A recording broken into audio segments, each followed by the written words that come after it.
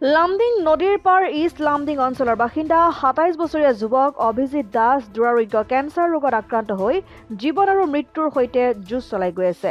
নিষ্ঠুৰ নিয়তিৰ ওচৰত এতিয়া প্ৰাৰ্থনা পৰিয়ালবৰ্গৰ। বিগত এবছৰ ধৰি বিচনাতেই আছে অভিজিত দাস। অভিজিতৰ উপযুক্ত চিকিৎসাৰ বাবে বৃহৎ ধনৰাশিৰ প্ৰয়োজন এতিয়া পৰিয়ালৰ। হাতত টকা নথকাৰ বাবে উপযুক্ত চিকিৎসাৰ পৰা বঞ্চিত হৈ আছে অভিজিত দাস। ৮ লাখ টকাৰ পৰা ১০ লাখৰ ধনৰাশিৰ প্ৰয়োজন এতিয়া পৰিয়ালবৰ্গৰ। এতিয়া আৰ্থিক সহায় বিচাৰি পৰিয়ালবৰ্গই বিচাৰিছে কোনো সুহৃদ তথা দল সংগঠনৰ ওচৰত আৰ্থিক সাহায্য। কোনো সদাশয় ব্যক্তিয়ে যদি অভিজিত দাসক সহায় কৰিব বিচাৰে তেন্তে পিতৃৰ নামত থকা পাঞ্জাৱ নেশ্যনেল বেংকৰ একাউণ্ট নম্বৰ 0030010123720 আৰু IFSC কোড PUNB 0003020 নম্বৰত আৰ্থিক সহায় আগবঢ়াব পাৰে।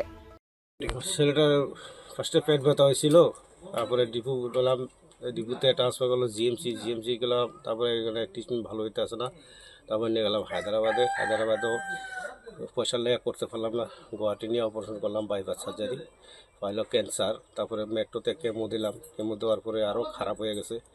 এখন ছেলেটা মানে বাঁচতে লাগে আর কি, যেমনি তেমনি ঠাকুর। এইটাই আমি দশের কাছে, রাজ্যের কাছে, সরকারের কাছে অনুরোধ যাতে আমার ছেলেটার ভালো একটা ট্রিটমেন্ট হয়। এখন তারা ফুল ট্রিটমেন্ট করতে গেলে ওখানে আরও ৮-৯ লাখ টাকার দরকার লাগবে, কিন্তু আমার কাছে এত টাকা নাই। আমি হাজিরা কাজ করি, কাঠমিস্ত্রি। আমি ঋণ করতে হবে তখন ৫ লাখ টাকা ৬ লাখ টাকা করে ঋণ করে বলাইছি। আমি যা এখন ঋণ করে ট্রিটমেন্ট করবো এটাও আমার দ্বারা সম্ভব না, কেউ আমার আর ঋণ দিব না, কারণ যার জায়গায় ঋণ লোয়ার আর লয়ে লিছি আর তো দিব না। এখন বাকি সব রাজ্যের উপরে সরকারের উপরে আমার আশা ভরসা, বাকি ছেলেরা ভালো হইতে লাগে, এটুকুই অনুরোধ দশের কাছে।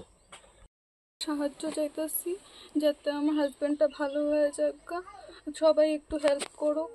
এখন অনেক টাকা পয়সার দরকার, বাবার কাছে এত টাকা পয়সা নাই, অনেক ঋণ ধার হয়ে গেছে, এখন আর কিছু করতে পারতেছে না। সবাই যাতে একটু সাহায্য করলে যাতে ও একটু উঠে তুলতে পারে, সবাই একটু সাহায্য করুক, এটাই অনুরোধ সরকারের কাছে, ওইটাও অনুরোধ সবাই একটু সাহায্য করুক, না হলে হবো না কোনো কিছু, অনেক পয়সার দরকার এখন। অসম আদিত্য, লামডিং।